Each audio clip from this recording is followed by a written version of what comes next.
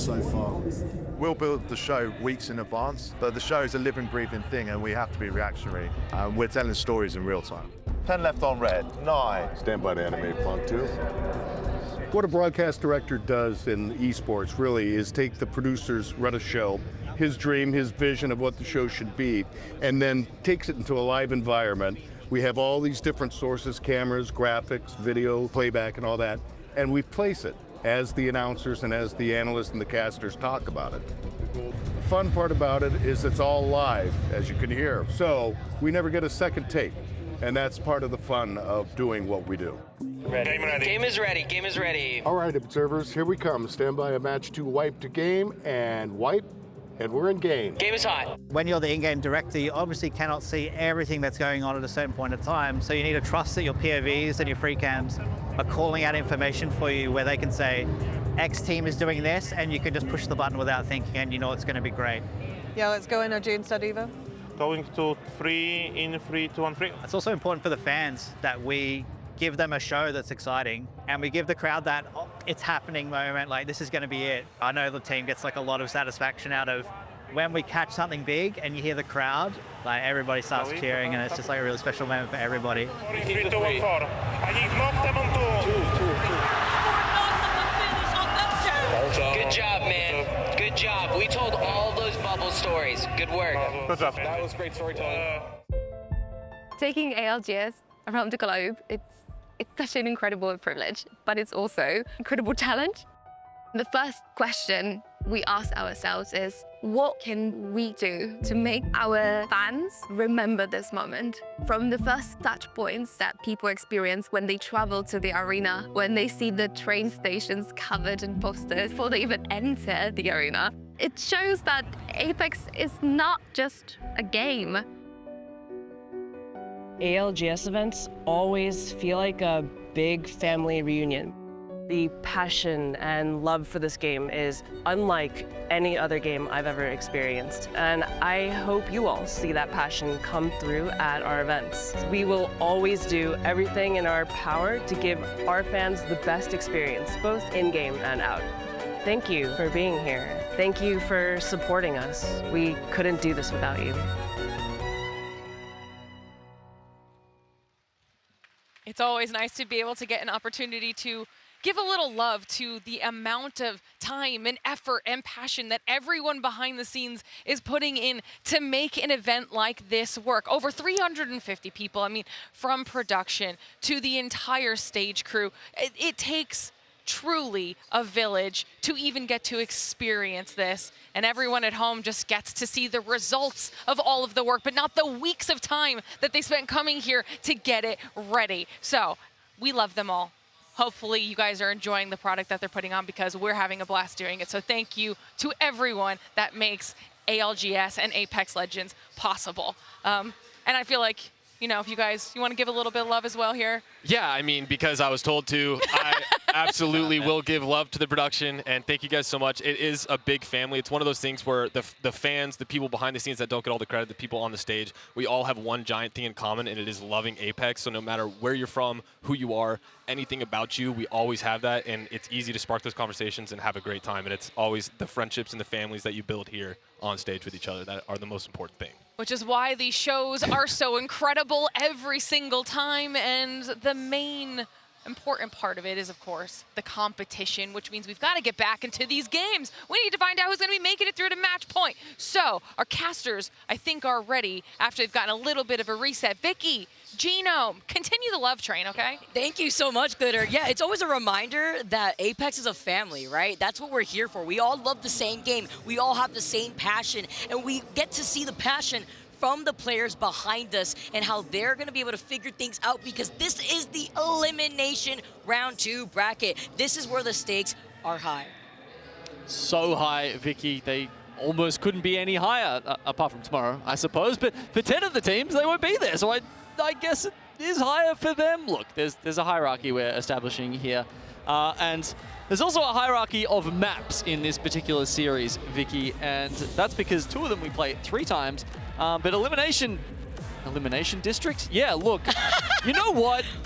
Now that I think about it, maybe we should have put it as the last 2 maps, and then we could have called it Elimination District. I kind of like that. Anyway, that's where we are moving next. We only play that map twice in this series. Of course, we've rotated through them as this bracket stage has gone on. We had, 2 of Storm Point earlier and 2 of World's Edge earlier. So this time, it's going to be E-District on the short end of the stick. This is the POI draft. As you can see, that means not too many teams wanted to prio this one a little bit higher.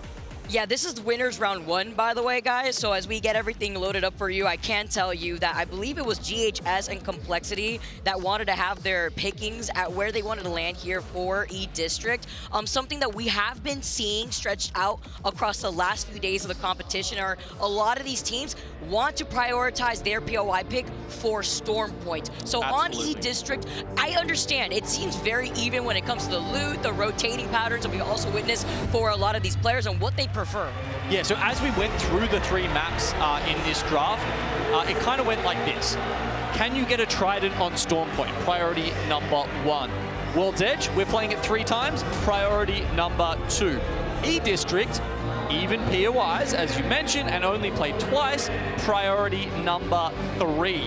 Now, yeah, that means essentially most teams went for this as a 3rd round draft pick. Very few going earlier than round 2. GHS Professional, actually, one of the only ones. They went for Humbert Labs at number 17. And after their strong performance so far, 25 points, and to boot, it was a lower draft POI pick for them on World's Edge. So this honestly is great because we've seen so many Humbert Labs endings. Yeah, the only other team that wanted to pick their POI here on E-District was Complexity, and they're currently sitting with only 8 points in total after those 3 games. So seeing where the circle is going to be pulling, seeing if they could iron things out. They are over by City Hall, where they'll have a ring console. And it does look like this circle is going to be pulling down over to the south side, so further benefiting the likes of GHS. Fnatic need something to benefit them right now. 4 points in our 4th game.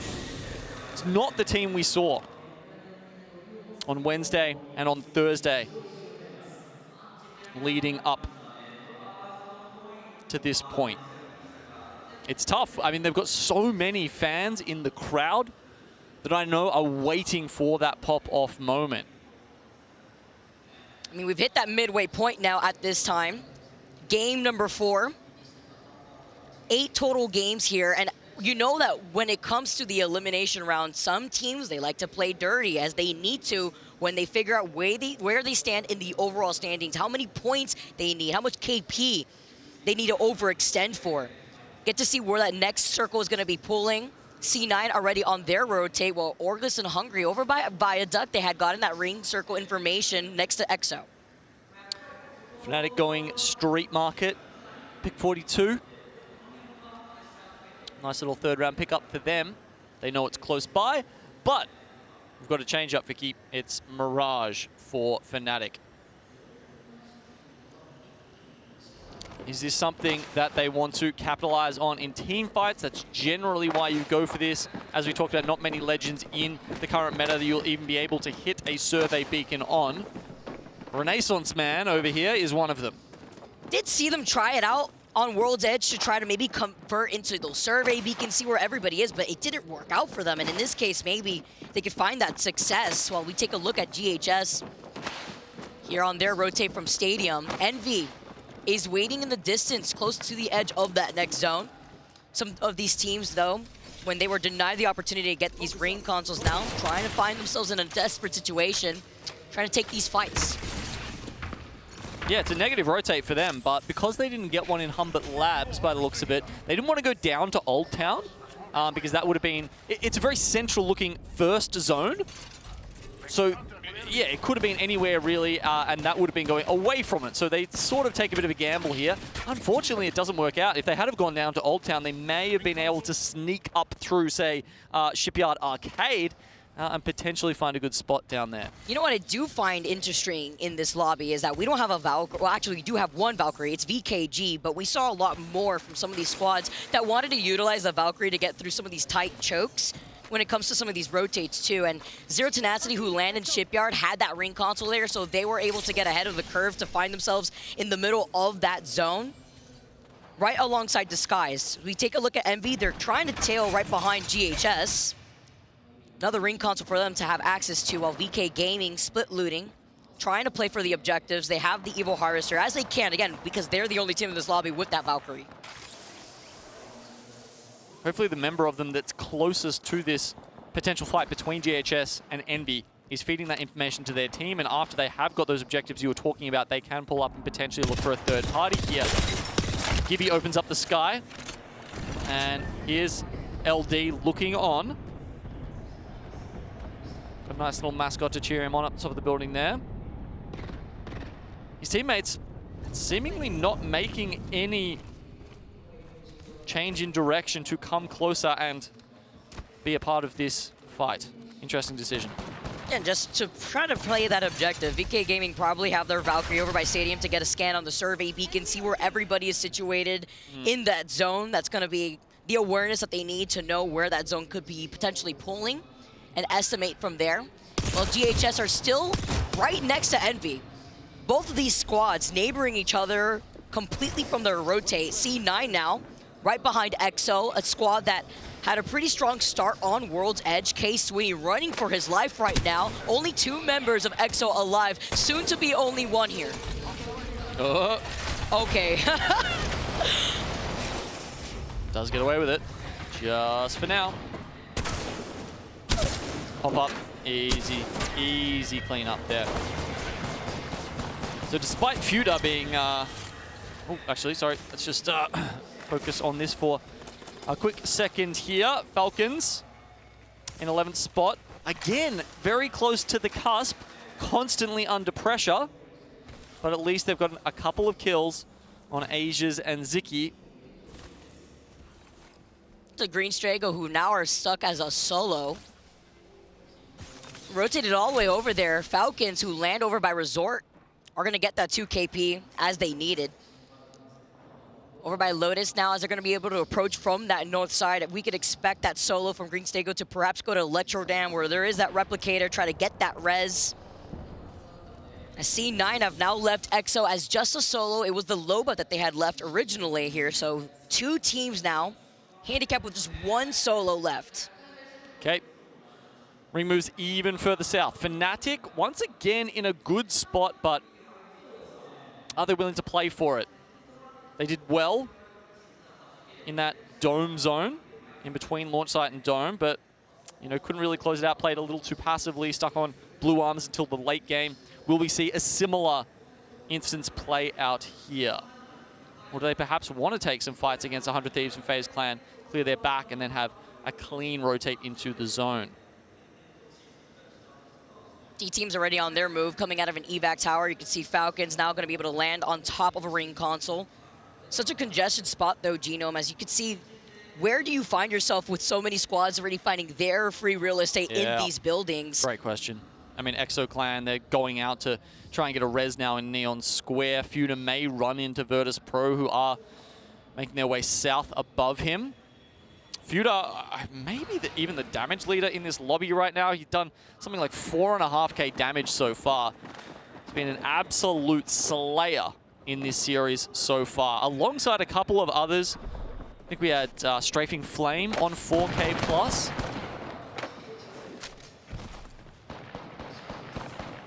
Lou as well, definitely up there into the 4k rarefied air. I bring the damage that you need here. Falcon still trying to take more of these fights. Are rotating from outside of zone, looking at GHS this time around. Trying to defend the Evil Harvester that's right next to them too. You can tell with the way that they're trying to approach E-District, wanting to get a lot more aggressive. Trying to take these fights. It is nice to note that Green Stego have been able to get all their members back into this game. The same thing can be said for EXO. Everyone back alive and healthy in this lobby. Evac tower called in now for Falcons. before finding the rotate in. And of course, with VKG being the only squad with the Valkyrie, with that level 3 perk, gives you that information to see which of those buildings will have some space for you, or at least which floor, if there's multiple to play from. They used one up near Lotus as well, so second evac coming out of Falcons. How many more survival items do they have? Maybe they picked up one in Energy Bank. But considering, as we mentioned, the zone ahead of them is so congested, they may need that lifeline. Lifeline being the survival item, not the legend here in this instance, to make their way in. 100 Thieves. Now, as we mentioned, they were very much south, and they're coming up on Fnatic now in Viaduct.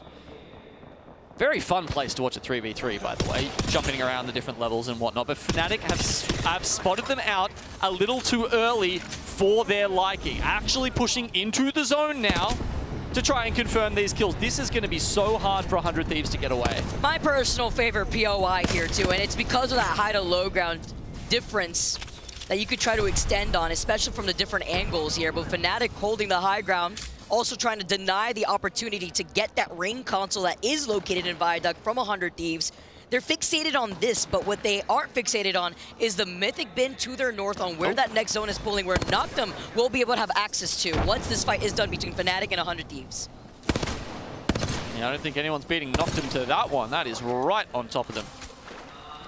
But Fnatic also on top of Jen Burton and the rest of 100 Thieves right now as well. As Meltstera does pop that med kit, he's back to full, and that means they do have the opportunity to take the fight if they want. But as we mentioned, Viaduct, so many levels, so many nooks and crannies that you can hide in, that Fnatic have to sniff them out. And there we go. They've sniffed out Jen Burton. Actually, it was Atenum from Noctum who got the knock.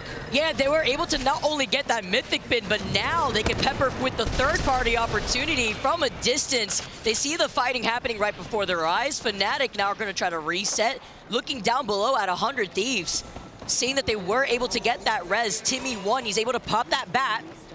Trying to run out of their line of sight. He's literally one shot. He hides in the corner. There's that thermite that we're highlighting before. This time, forcing him to funnel out from that corner. He puts up the rampart walls, but it's not enough. Meltstera gets that knock, but here comes Design, the insurance policy that they need to find that knock now into Leica. Meltstera, he doesn't find the opportunity to use the Mirage ult and capitalize on the damage, though. 100 Thieves are eliminated. The spot they play from just too hard to win that fight. Fnatic played that slowly, patiently, and with a hiccup there at the end, they will confirm the KP. A few signs of life here for Fnatic. The crowd getting a little excited here. They need that KP. They're sitting with only 7 points in 18th place after our last 3 games, with 100 Thieves being in 7th place with 21 points. That could be a crucial moment, and they didn't get third-partied by Noctum. They didn't like the situation there, the pacing. They would rather hold their positioning right now on the edge of that next zone, because look at where that circle is pulling. Exactly. It is going to the west over there with Noctum, where Fnatic is. Virtus.pro sitting right in the middle. And with Ring 3 closing, you no longer want to be in the zone. I'll tell you that much. Doesn't matter if you've got your double healing syringes. It's doing a little too much damage. So Fnatic now pretty confident that they've cleared their backs. Move closer to the zone. And as we switch across to...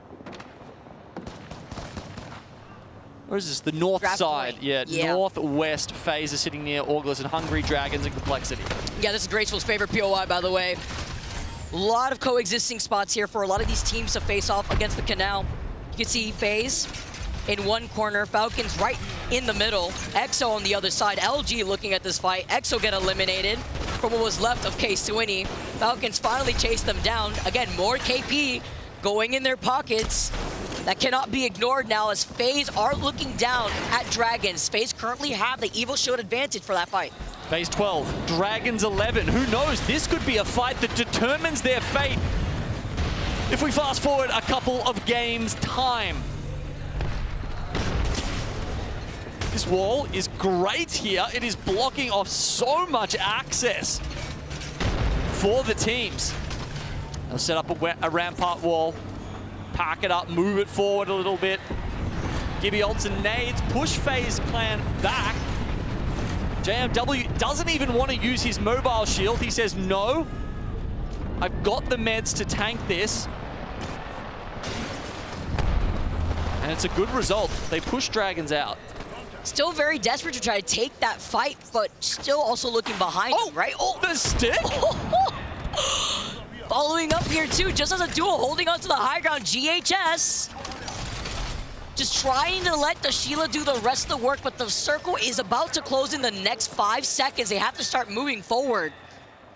Parche's where they're going to try to find themselves in that next zone just as a duo. They were originally looking at Green Stego and Zero Tenacity. Green Stego now are going to take some shots at GHS, but they should be fine. This back end rotate, by the way, is clear for now if GHS is able to get away from that low ground. Yeah, I mean, without ring closing here, GHS are on a desperate mission to make their way in. If they take the left path here, I think there is actually some available land here. They're just under Team Burger. But Green Stego here are going to take a very late evac tower just up to the high ground. Trying to take the evac tower to jump around Team Burger perhaps here too. This is a circle that's very open with a lot of angles. Huge nades in the feed coming in from C9, by the way. Zero Tenacity get eliminated, and Green Stego now move up on top of height. Crazy Raccoon right next to them. LG and Falcons alongside this fight. Well, LG is at a positional disadvantage with Falcons holding height right now, just looking over their heads. Falcons with 4 KP so far this game. That moves them up into the top 10. And Waltzy, after being on Rampart for a little while now, is certainly comfortable whipping out the minigun when he needs to scare some teams off. You know, after some days of champs moving forward, having more information, moving away from the scrim bugs, we saw that Team Falcons had a lot of success on E-District, playing with confidence now as they're trying to take this fight versus LG. It's fine, they get this res, they take care of LG. And now they have to go in for the reset because here comes Dragons, full blue Evo, but with the timing on the third party, that has left Team Falcons running for their lives. Dragons don't continue the chase, but it looks like Green Stego are directly above. They can probably hear the bat going off from there. Waltzy does not have a Moby in his pocket, neither does he have the banners. Now that he's back to full health, he's actually thinking about going back for them, but Dragons must know he's in the vicinity. Either way, Team Burger have been in a great position up until now. And Waltzy's actually managing to go back. Dragons don't even linger around the death boxes, so that means Waltzy is going to be able to get that Moby, but the circle's closing in. He has little to no time. He's forced to take the zipline up on top of the bridge. We'll tune into Falcons to see what they do next as Team Burger move up. They were desperate for loot. When they had full blue Evos, they had timed that 3P on 2 Falcons. Well, Green Stego were looking fantastic a second ago. Suddenly they're out at the behest of the Dragons. Waltzy still just creeping around.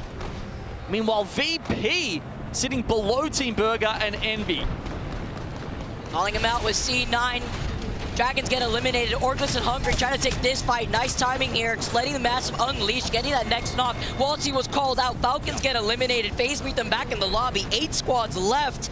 And again, this final zone is so open with so much of the water stuck in the middle. Orcless and Hungry send out the nade. Super important fight here. Fnatic have been biding their time, but unlike last time, they have done the damage necessary to get them to reds and purples. With their elimination of Orcless and Hungry, they have the zone to themselves. Is this the momentum that the desk was talking about that they needed? The crowd giving them the energy that Fnatic needs. They're in a great spot right now, and they're out of a lot of the collapse fights that are forced to happen once the zone closes in. This is going to be a massive game for Fnatic. Envy don't really need it at this point, but they are going to try and play spoiler to Cloud9, lagging behind in 14th spot. Cloud9, they need it more, and they will take them down. Try to go and protect them with the saving grace on the Newcastle wall from Envy. They get taken out. Team Burger right on top of VKG. VKG get those knocks onto C9 while Fnatic in the distance will be able to pepper the squads fighting right in front of them. They're looking at Team Burger, they're looking at C9, VK Gaming, VP now, and they're looking to still continue on the pressure. You can see Yuka picking up those kills onto C9. Complexity, they were the ones with the headphones plugged in who just managed to hear Waltzy coming into the zone, but they want more than that. They want full squad wipes, and they'll get one onto VK Gaming. Now Virtus Pro sit on the other side of the small establishment to them. Fnatic now up to 3 reds with 8 KP in the bag. They want the dub. They heard us bringing in Fnatic. They heard that they have to wake up now. As we moved on to E District, they were in dead last. They've now moved themselves up to 12th place with 19 points. They put down the Moby there for some extra cover. They're now staring down VP. How they make this next move, though, helps them out. Yuka doesn't have his preferred shotgun here, but it's a golden Mastiff, and you can't be too angry at that one. They've gone low ground quite early, preferring to set up first instead of hoping that the zone pushes Complexity into Virtus Pro.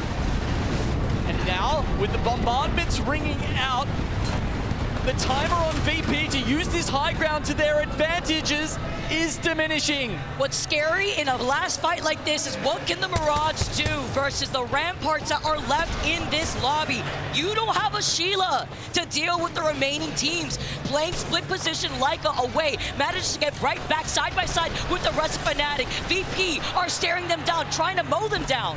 Now that the high ground's out of play, Complexity, they're waiting, but they don't want to take on VP first. Mirage can be so chaotic in these situations. Surely the advantage is Fnatic's. You've been bamboozled. They use the Mirage, they let the masses sing, and with the D7 Fnatic, they show up when they're needed.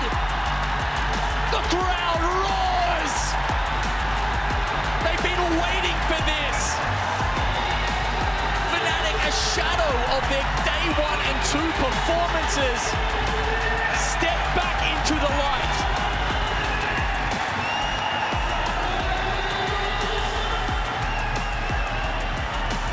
With plenty of KP coming their way. 12, in fact. They move up to 5th spot with 28 points overall.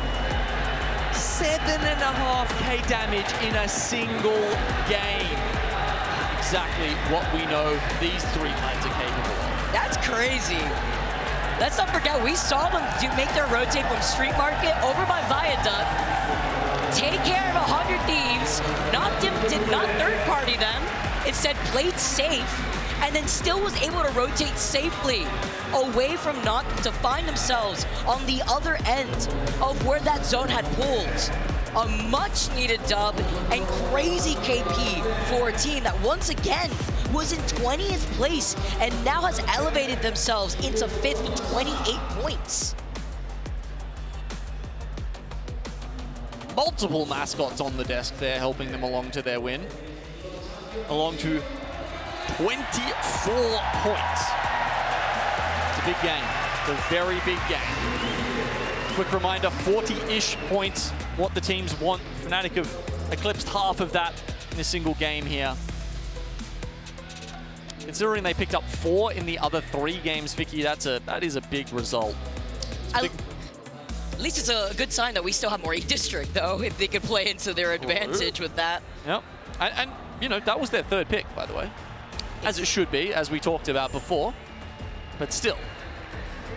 Look at that damage. 3.3k for Leica. 2.2 for Yuka. This is the Fnatic that we know. Stera as well with the assist. As we take a look at the series results, I'm looking at the crowd. You could feel the elevation of the mood completely change. The cheering as Fnatic wake up here. And again, they have another game on E-District. They can keep pushing themselves into the position that they're sitting in right now. 28 points, but it's incredibly tight. Looking from VP with 38, EXO right behind them with 29 points. Yeah, as we said, Futa popping off for EXO. VP, we haven't been following their story too much, I think, you know, throughout the game, but they have been the silent killers, pushing themselves up to 3rd spot right now. So well done to them. They are in a very good position to make it to the Sunday. Look at that crowd. I just can't. It's insane. Like, everybody here is making their noise. They're showing their support. And with a Fnatic win, that's one way to get the crowd going. We have more action coming to you guys. Don't go anywhere. With a Fnatic win, we have another game on E-District on the other side of this break.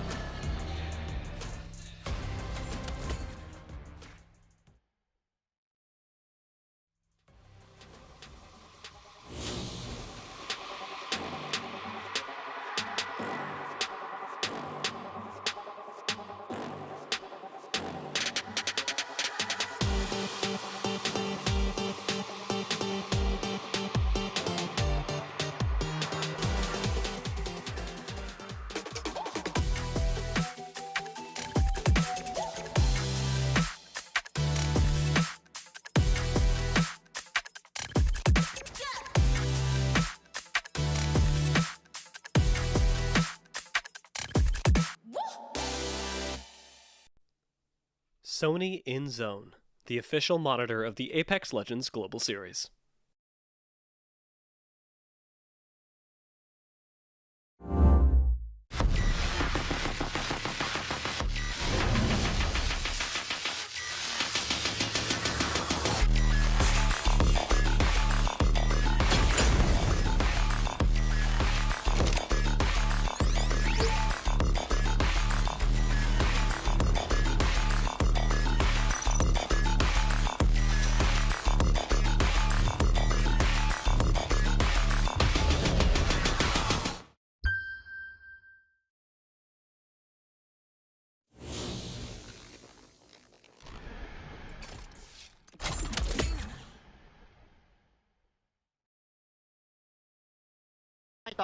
ライキードームよかったいらないな。キノコでピークされるかも俺。キノコでピークされるかも。俺とか来てくんない。俺とか耐えるかも。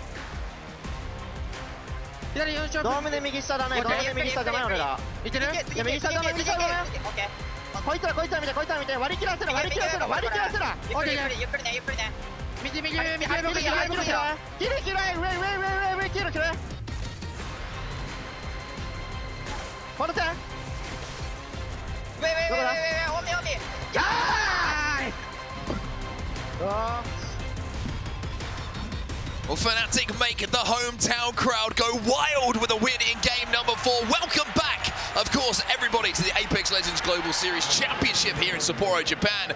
And boy, we are into the business end of this tournament. We are about to have the final 4 games of our elimination bracket round 2 to find out who's going to match point finals. And who is going home. Sadly, it is going to be a very disappointing time for 10 teams on that stage. And there are some pretty big teams still in that bottom 10. One of them, though, who was in the bottom 10, Fnatic, now in the top 6. This place erupted, by the way. I was speechless with the sound here in the arena, and I can't wait just to hear how much louder it could get if Fnatic carry on with this momentum. Got to carry on with the momentum, though, and I think when you're looking at overall leaderboards at the moment, Dan, it's pretty darn close. Every single team who is just outside of that top 10 is looking over that precipice, peeking into the top 10 and knowing it's still within their grasp. But the games are starting to run out now. 4 games done. You can't get those ones back, but 4 games still to come here to change your projection. And of course, the average has been around the low 40s for that cutoff in these elimination games.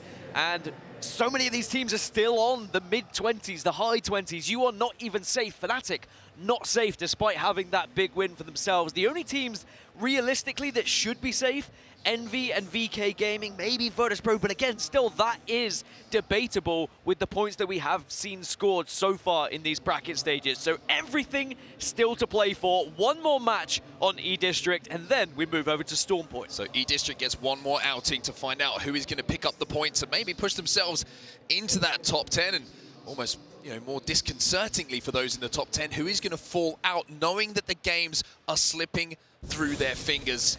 It really is just built to be one of the best parts of this tournament. I always love having the opportunity to cast these games to find out who our final 10 teams are going to go through, because there's one thing we can guarantee, and for whatever reason it is, when we're in this LAN environment, when we're at these live events, there is always drama in that final game. It is always the kind of heart-in-mouth moment every single time in Match 8, and I've got to say, as a commentator, it's got harder the years have gone on, because I've got to know the players even more and we learn the stories and you know how much it means to them to see people eliminated, it is heartbreaking. But at the same time, you see the other side of that. You see the elation when teams just about scrape through and they know they'll be in that grand final of the biggest ever Apex Legends Global Series tournament. Yeah, it's to put it in context as well, I think you've summed it up beautifully well. It's a year's worth of work to be on this main stage, a year's worth of effort, grind, hours, countless hours of games, VOD review, whatever it is, and also adaptation, metas changing, new maps being thrown at you. It really has been one of the most challenging years in the Apex Legends Global Series, probably throughout the history of the Apex Legends Global Series. And the one thing that you don't want to be is looking back on these 4 games, these 8-game series in this elimination bracket round 2 and thinking, we didn't make it at match point finals, because that is what everybody wants to do as we head back to E-District for match 5. Match 5, and it is going to be the last time we see E-District here in the elimination bracket before, of course, seeing it feature later in the grand finals tomorrow. But you talk about, you know, changes, difficulty, meta shifts as well. We're still seeing small amounts of innovation and little meta changes as the tournament goes on. The dip in and out of Catalyst, Rampart being included, then not included. Mirage now turning up, a little bit of Loba here or there. People are still tinkering. People are still trying to find little ways to get that extra edge over the opposition teams. Well, one team who certainly will feel a little bit more relaxed after that last game is the team on your screen right now, Fnatic, with just an absolute platoon of fans behind them. There is so many people in this arena just want to see Fnatic tomorrow. They want to see them in that match point, and they want to see them with a chance to lift that trophy in their home country. It really is difficult to put into the words the energy that's in this arena every time Fnatic win a game. And I think Fnatic know that, and I think that maybe is why there was some nerves during that winner's bracket of the expectation that is on their shoulders, the expectation that they should be getting to the finals, that they want to lift that trophy, and they don't want to let the fans down. But now this one win, just to put them in that top 10, I think is going to do wonders for how they progress. Now, zone-wise, we're going to be heading dead old center. This is what I love. These are some of my favorite ones. The most central zone I've ever seen. On any map. In any map. That is about equidistant from every point on E-District. That is center of the map. And we have seen energy bank finishes can be very difficult to navigate because of the choke points that are surrounding. Crazy Raccoon do have a ring console to work with. Dragon's already moving. Complexity aren't too far. Cloud9 also moving extremely quickly, as well as LG. So you've got your first 5 teams already going to be finding their space in energy bank. Yeah, it's going to be one of those zones where being there early is great, and you're going to have to really work hard if you want to arrive later on. And Envy, like you mentioned, they've got a ring console, but they're playing this one a little bit slower over at Stadium. You've got a lot of teams stacking up on the southern side due to the close proximity of a lot of the POIs. But one team that I do want to kind of keep an eye on in this game in particular is Team Falcons. We have barely mentioned Team Falcons so far in this tournament. They have scraped their way through to this point, and it almost feels impossible to think that they might not make it to match point finals, let alone being with a chance of winning the thing.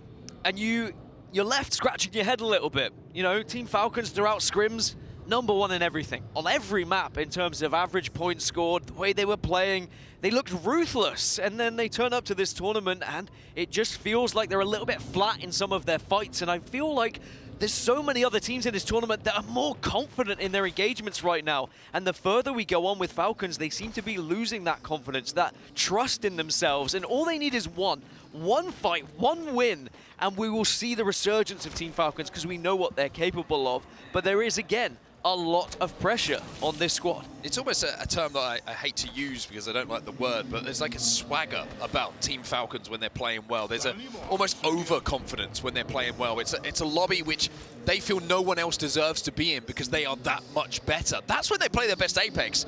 But when you lose a couple of fights, you're going to question that yourself. Wait, cover your eyes, everyone. Cover your eyes. Fnatic are in the changing rooms. Goodness gracious me. Well, 100 Thieves, they're going to be running the other way, so no surprise for them just yet. But Fnatic, the plan is clear. Hope that someone wanders into your path. There's now GHS shadowing Envy and also doing a little bit of damage to them at the same time. Not going to take to the rooftops here. Zip up exchange some fire of his own with the scout. Really good shots onto the loot pill. Little head glitch that is being used. And this is happening all the way over to the eastern side of this zone. So this is completely isolated as it stands. Nobody, as you can see, is close enough to think about third in this. And to be honest with you, unless someone gets knocked in this situation, it's very difficult to close that gap for either team. Envy probably one of the most comfortable teams in the lobby right now, being in position #1. And remember, they were so close to actually getting into the winners bracket side of things from group stages, but had to fight their way through elimination. And now they are 1 foot in the door to that grand final already after 4 matches. Just a small amount of work still to do, but they'll definitely be feeling very confident. Luminosity Gaming currently inside of the top 10. That's the number that you have to keep in mind if you're watching here. Top 10 go through to that match point finals, which is really the crown jewel of the Apex Legends Global Series. A chance to become the ultimate champion can only be yours if you do make it to Sunday, GHS Professional. Still kind of poking and prodding at Envy at the moment. You're going to see the Gibby ult go down, and I tell you what, GHS, they want this. The evac's down for them as well to try and take the height off of Envy, and they should be able to with that Gibby ult going off, forcing them off of the roof. This is what I'm talking about, though. Teams this. are confident. Teams are wanting to fight, and if you're not ready, you got a surprise coming. Well, Tyden does a really good job of getting up there and getting that Q down. The roof is going to get the first one. It's exchanged now. Envy just down to 1. Envy are wiped. You love the aggression from GHS, but here comes Remix Powers. Castle Walls up onto height. And one Tappy is down. And unless we see something miraculous here, you'd imagine it's going to be the end for GHS Professional, and it will be. And the thing is, Envy are probably saying, well, you deserved it. That's what you get for, in their eyes, maybe unnecessary aggression, but they weren't to know. Noctum were just around the corner. It was perfectly executed from Noctum. They heard the commotion that was happening, and they just watched, waited, picked their moment, and now they are rewarded with that eastern position and with some KP. Yeah, such an interesting fight, isn't it? Because on the Envy side, they're like, why are you fighting us? Why have you done that? They're inting, but it's completely isolated, that fight. But they thought it was completely isolated, that fight. And I'm tell you what, if Envy win that, they probably think, thanks for the KP. I feel like it's a region thing as well. I think we're seeing the combination of so many different play styles at this tournament, which is why I love it when we get to the international stage, because you get the teams that are like, no, you know, I want to play for zone, I want to play it slow, let me read, let me see how A3's going. And then you get other teams that are like, Ape, I want to push, I want to get kills, I know I'm good enough, I know we're good enough, we'll get rewarded, we want the points, we don't want to find ourselves in the bottom 10. And it does create for some incredible moments. Well, look at where the zone is going. Slight shift. I say slight. It's about slight. It's still bank center. Still as center as you can be. I don't know what kind of narrative I'm trying to weave. I'm not going to pull the wool over your eyes, everybody. You can see it for yourself. So one thing we were mentioning, very difficult zone to get into, but perhaps those teams who are playing the Survey Beacon characters, whether it be a Valkyrie, whether it be a Mirage, might give you that extra info of where these teams are currently residing and maybe where the extra space is going to be. They're trying to see if there's any Mirages in the lobby at the moment. I don't think there is, if I'm not mistaken. So Survey Beacon going to be not really too applicable. You spotted something. There is a Mirage. Fnatic do have it. Good eyes from you, Dan. So that ability, we were kind of theory crafting in the back. When we have such a zone-centric playstyle that we're seeing at the moment, and we'll come back to this thought in a second, because a couple of kills are starting to go down. August and Hungary trying to push onto the remaining members of EXO Clan, and it looks like they're doing a pretty good job of it.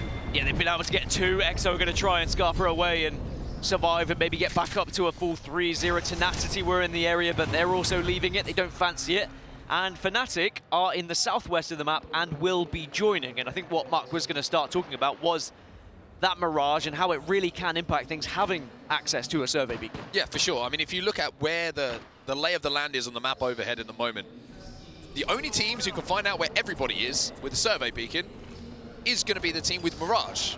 Picking the perk to do so, then you're going to be able to see where everybody is stacked up, and where that zone goes, you can see what the quieter side of the zone is. You can then play for that side of the zone, knowing that nobody else has the information, and when everyone else is stacked up on top of each other, those kills are going to come to you. You don't have to do too much.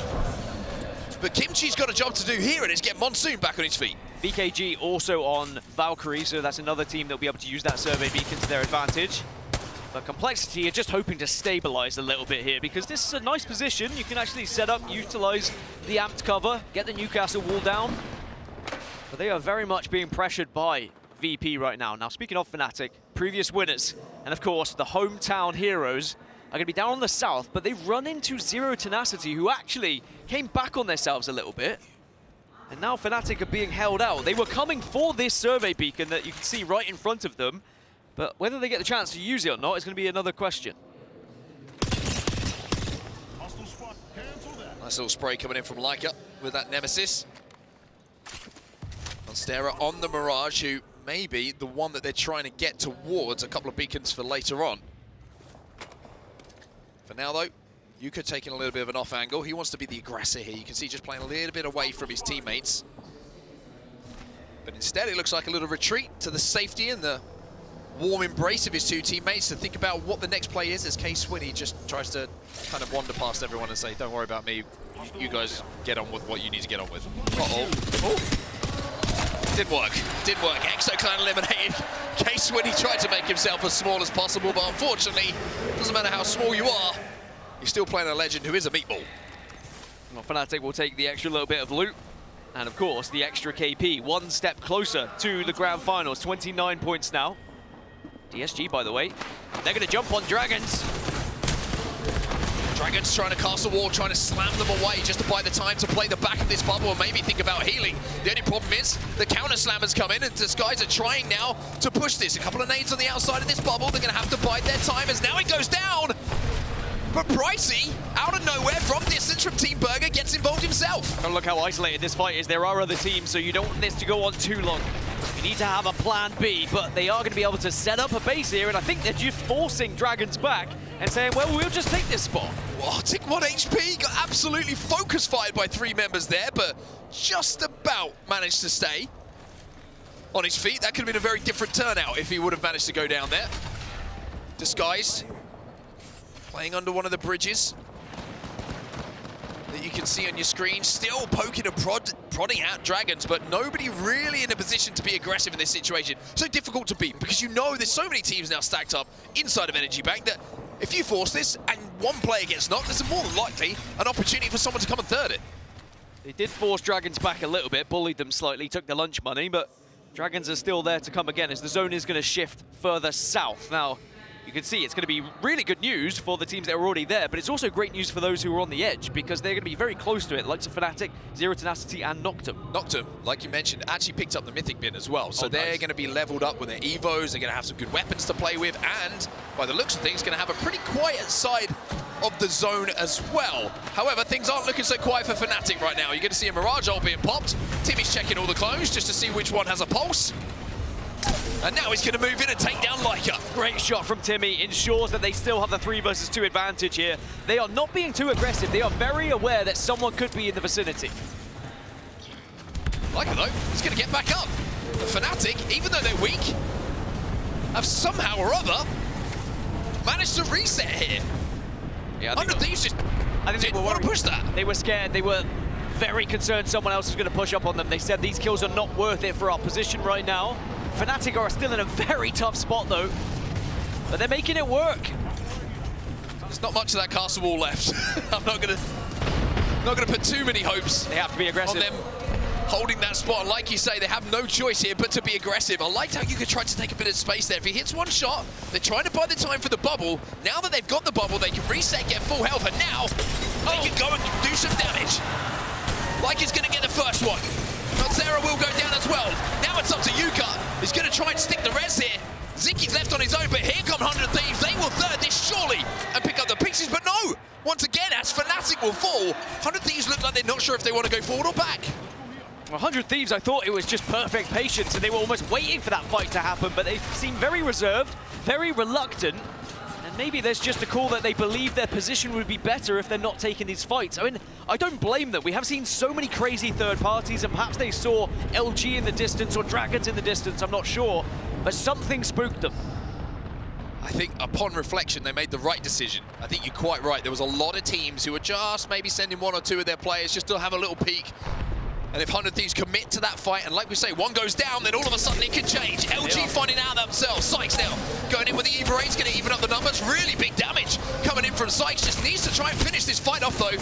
Can't quite connect, but his teammates come in. Green Stego are eliminated, and LG pick up those KP. So very intelligent from 100 Thieves. That could have been them. And those death boxes would have been theirs had they have stayed, had they have taken that fight. Instead, they've rotated into zone and they have found somewhere to call home. But LG, they will get the reward as Zero Tenacity get eliminated at the hands of Cloud9. As now a lot of teams with round 4 closing are starting to full send into the zone here, whether it be via Valkyrie Ultimate, whether it be evac tower, desperate cause, desperate measures. One thing that's so good about what Cloud9 just did is they are playing this from hard zone. They are safe for not just this zone, but the next one as well. So deciding to move out, third party, a fight, it just clears even more space for them. And something I actually want to commend Naughty for as well. A lot of people are thinking, why are you using the Dark Veil in that situation? Why are you using your ultimate? Well, if you don't use your ultimate in that circumstance and you get taken down on your way back to the building, you'll be kicking yourself. LG now in a fight themselves. Let's jump into the comms of LG as they win yet another fight. I'm on you guys!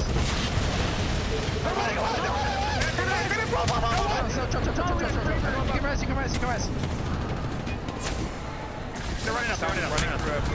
She said come back to me, bro. It was bad. Oh, LG are down, LG are out, and it's Team Falcons who contributed a lot to their downfall there. It was a quick in and out, and you heard a little bit of frustration as well as they go down because LG knew there was points on the table and available, but they are in 4th place.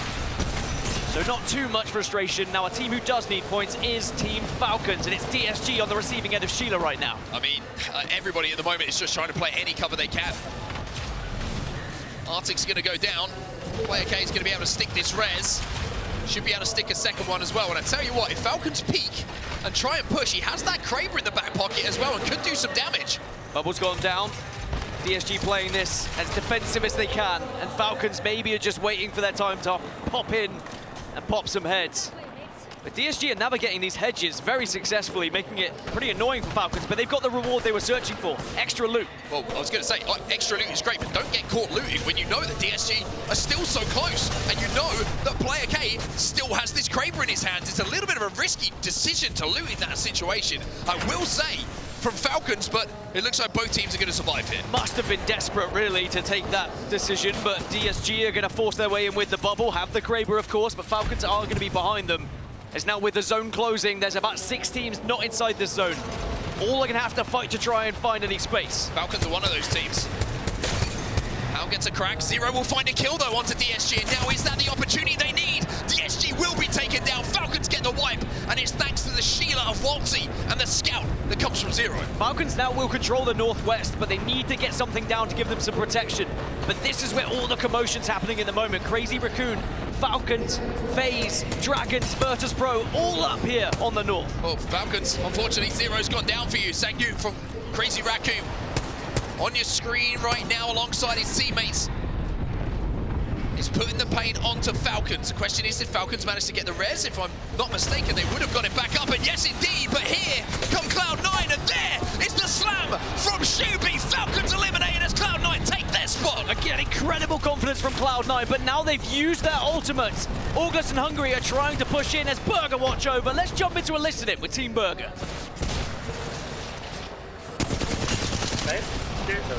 Loads.